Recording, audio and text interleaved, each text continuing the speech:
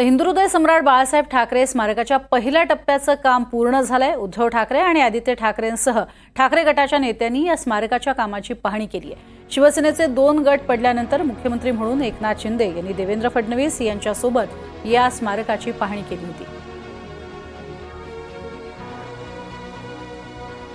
हिंदुहृदय सम्राट बाळासाहेब ठाकरे स्मारकाच्या पहिल्या टप्प्याचं काम पूर्ण झालेलं आहे। उद्धव ठाकरे आणि आदित्य ठाकरेंसह ठाकरे गटाच्या इतर नेत्यांनी या स्मारकाची आणि कामाची पाहणी केलेली आहे। शिवसेनेचे 2 गट पडल्यानंतर मुख्यमंत्री म्हणून एकनाथ शिंदे यांनी देवेंद्र फडणवीस यांच्यासोबत या स्मारकाची पाहणी यापूर्वी केलेली आहे।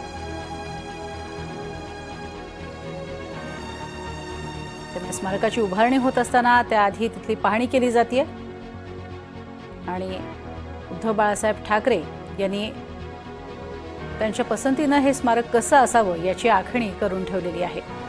ते मुख्यमंत्री असतानाच्या कार्यकाळामध्येच त्यांनी या संदर्भात संपूर्ण माहिती दिलेली होती।